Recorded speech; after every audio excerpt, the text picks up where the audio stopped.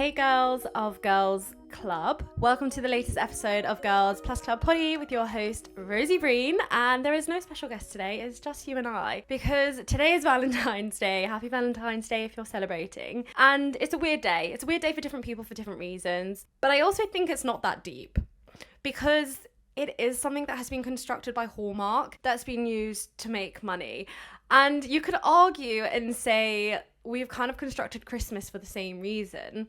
And I think I would have to agree with you, but it is still an amazing opportunity to pause and remind yourself just how much the people around you mean to you, whether that's your girls, your guys, the them and the theys, or it's your family, and maybe, just maybe, you're here listening to this today because it's yourself. I like Valentine's Day. I don't feel very deeply about one way or the other. I just think it's a nice day of the year where people express their love. I'm glad I'm in a relationship that we try to express our love every single day of the year and it doesn't all fall onto Valentine's Day like it did in a previous relationship. But I also enjoy the fact that we do write each other little love notes and ask each other on a date on Valentine's Day just because. So I'm guessing that you're here today because you already know why it's so important to love yourself and to look after yourself.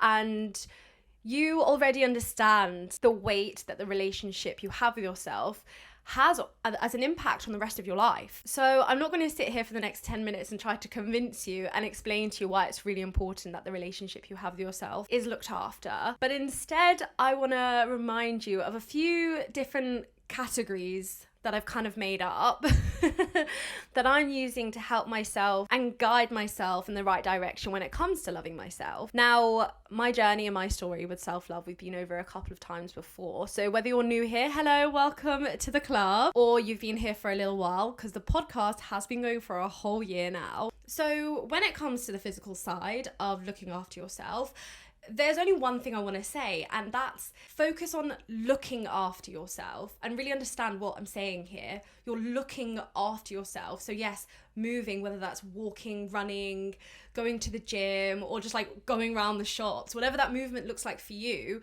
that's fantastic. But so is resting. And resting, in my mind, is just as important as moving because you want to look after yourself, right? You want to take care of yourself. And if you're not getting enough sleep, that's going to impact your whole day, your whole week. If you're not taking time to sit back and be by yourself, and I don't mean resting just sleeping, but also just having a bit of quiet time in your mind and by yourself, then you're not giving your mind or your body the space to just breathe. And so this is your reminder to take those moments to rest. I saw this phrase once that said, when you're physically exhausted, that means you already mentally are, and it's your body's way of letting you know. And when you're mentally exhausted, that's when you start leaning on your body to push you. And so take regular breaks, take rests, and enjoy life, because we're all so busy working towards the next step of getting promotion in our job, of saving up for a house, of going traveling, whatever it is that you're trying to work on, that sometimes we forget to pause and rest and look after who we are. And we see this happen more often than not when someone achieves their goal, but they expect to feel a lot happier when they do. And it's because the struggle to get to their goal, they never paused and just rested and appreciated exactly what they were doing and how they were doing it. They were too busy pushing through to get to the end. Enjoy the process and enjoy the journey of just becoming. Now mentally, I am not the kindest to myself right now, and I'm a little bit of a hypocrite because I'm not resting. I'm not resting anywhere near as much as I need to, and it's because I am so focused on the end goal.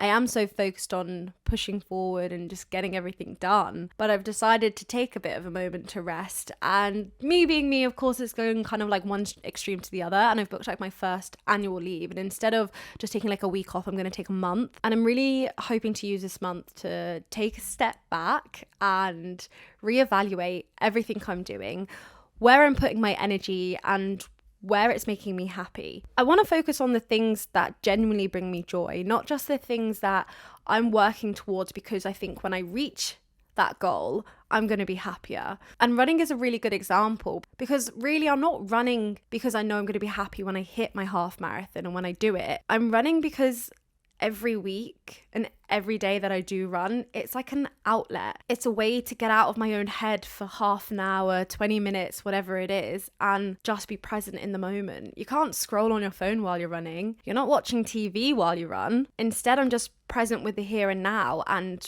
with my mind, with my thoughts, and by myself. And whilst that is a little bit of a scary place for me right now, running is the only thing that's grounding me. It's something that I'm doing that, yes, I will achieve something bigger at the end, but I'm actually enjoying the journey to getting there, enjoying the journey becoming what I want to become. And mentally, I'm not doing great. I'm self-doubting a lot. I'm doubting everything I'm doing, and I'm comparing myself a lot. It's really becoming apparent to me right now how much I'm suffering and struggling simply because I'm comparing myself to others. And when I was talking about my annual leave a minute ago, that was actually sparked by the constant, like the realization that I was constantly comparing myself to others, and I need to have a social media break. And in order to actually have a proper social media break, I need to take time off work. So that's kind of how the annual leave came about. I need to treat it as annual leave or else I won't do it properly. It needs to be black and white.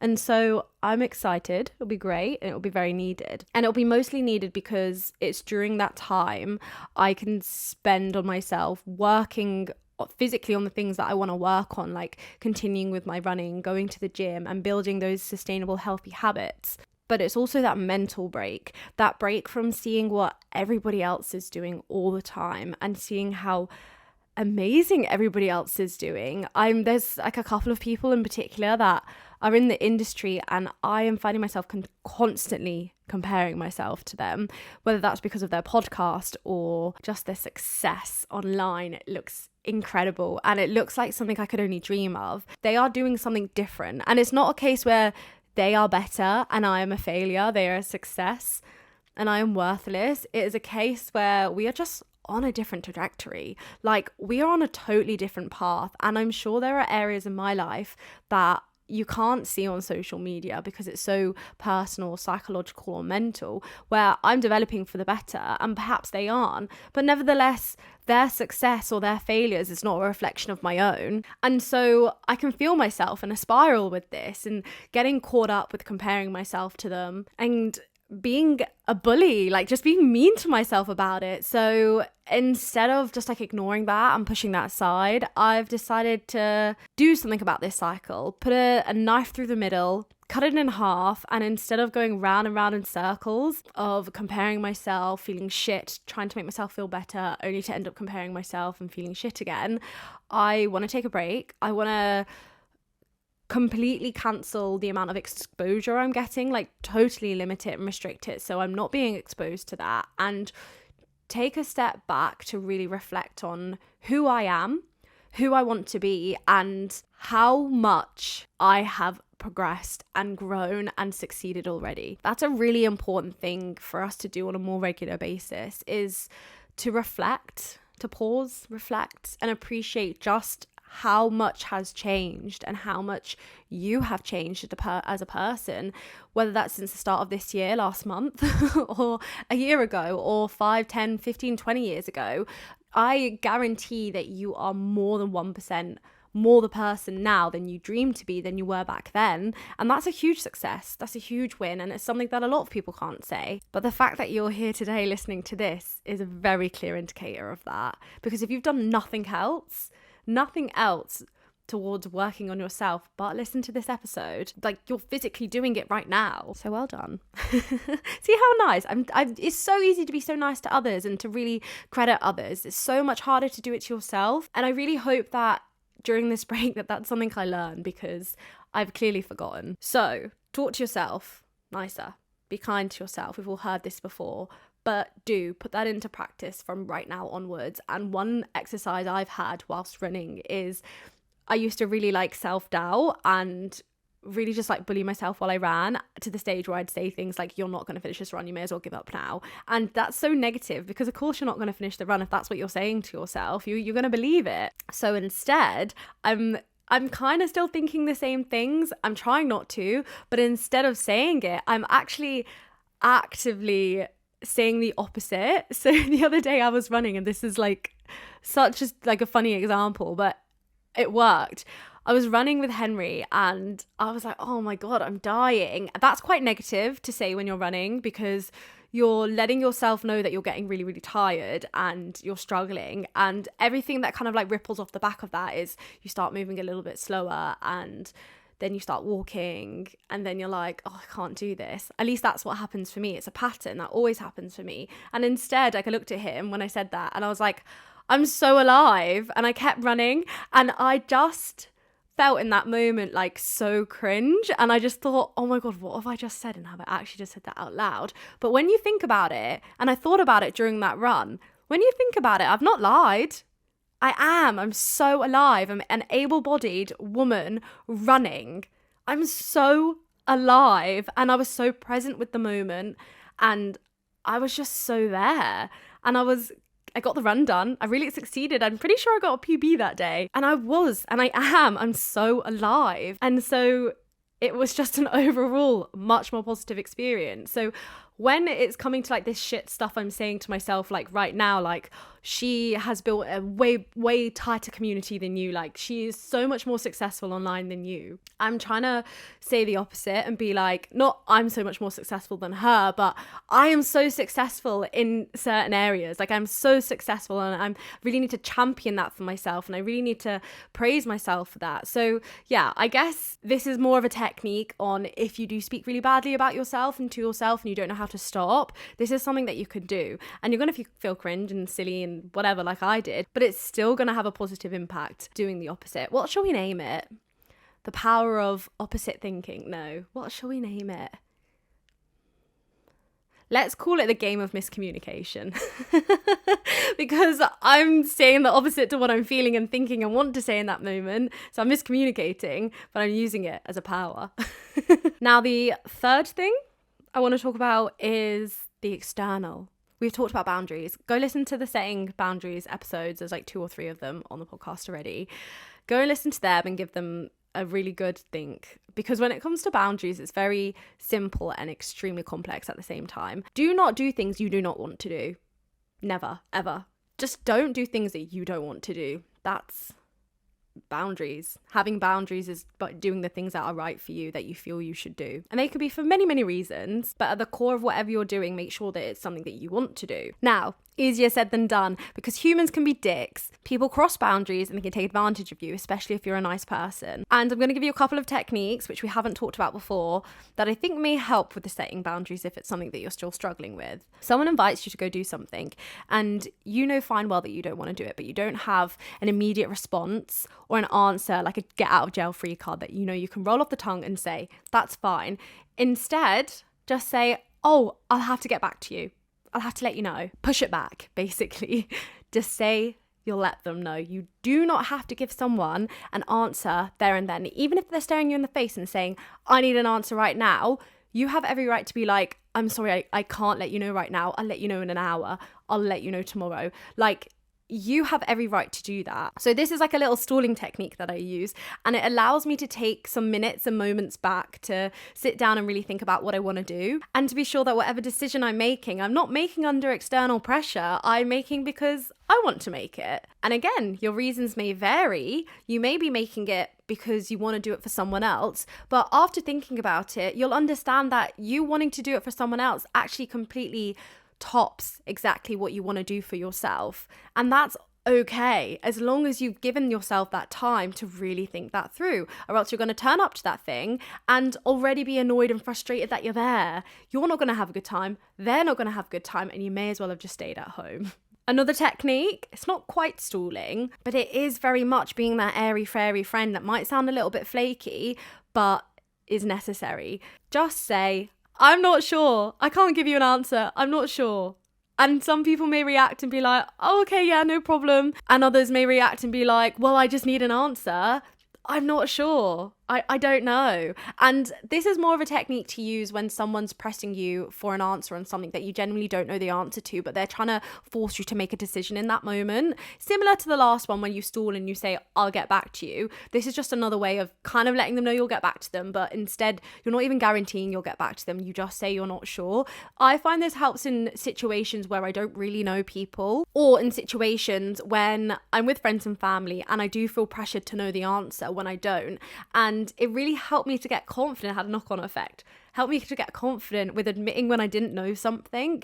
And it's a form of setting boundaries, but it's also interlinked, totally interlinked with just building your confidence. Now, the third thing under external and setting boundaries is just saying no. You've heard so many people say this. I see tweets, quotes, TikToks, Instagrams, I hear it on the podcast all the time. No is a full sentence, but it can also be a really good line opener to say no because, and explain in that moment why you're making that decision. No, I'm sorry, Sarah, I don't want to come to your house tonight. And it's not a case that I don't want to spend the time with you. It's that I really need to spend time on my own right now because, and that can be a full sentence.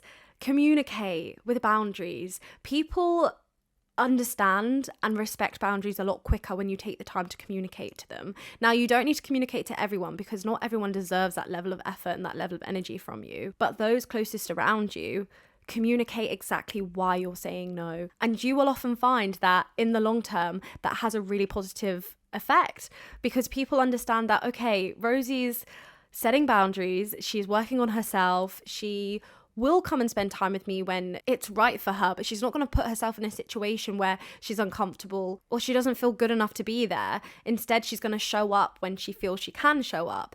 And later down the line, so I have these conversations a lot with my parents, as you know, and even with Henry, and later down the line, I'm showing up and I'm coming as myself, and it's happening more often because I've had that time to be with myself and to look after myself. That social situation or scenario no longer drains me or scares me. And lastly, number 4, we're going to talk about acts of self-love, of self-service, and of self-care. The acts are amazing because you can use this, whether it's on a daily, weekly, or monthly basis, to just look after yourself. So for me, an act of self-love is having my collagen in the morning, and I love having it with my hot chocolate, and it just makes me really happy because I'm having it in my favorite mug, I'm making it in the velvetizer, and it's not the healthiest, but it is the most delicious morning habit that I currently have, and it's just an act of self-love. Another one is me taking the time out that I'm about to take out next month to be by myself and to just spend the time reflecting, being present, and just being by myself without the pressures of the external world upon me. And solo dating is amazing. Taking myself to the cinema is a favourite at the moment. I've not done it in about a month, so I'm going to do it soon. But just like a random evening, whether it's a Monday, Tuesday, Wednesday, Thursday, Friday, Saturday, Sunday, it doesn't matter. Get the popcorn, chocolate, see the exact movie I want to watch, have my nice drink, probably a Tango Blast, and just enjoy myself, turn my phone off, be present, and just enjoy myself. And it's one of the loveliest solo dates I've done in a long time. So yes, anyways, girls, thank you so much for listening and watching this episode. I hope that you've enjoyed it, and I hope that you found it a little bit helpful. Whether you're new here or you've been here before, see you later. I hope that you guys have a fabulous Wednesday, Thursday, Friday, whenever you're listening to this. And don't forget to speak to yourself kindly. It goes a long way. All right, girls, see you in the next one. Love ya! Next week, we're going to be talking about cultural differences in relationships. I've got a few funny stories to share. So join Henry and I next Wednesday. Bye!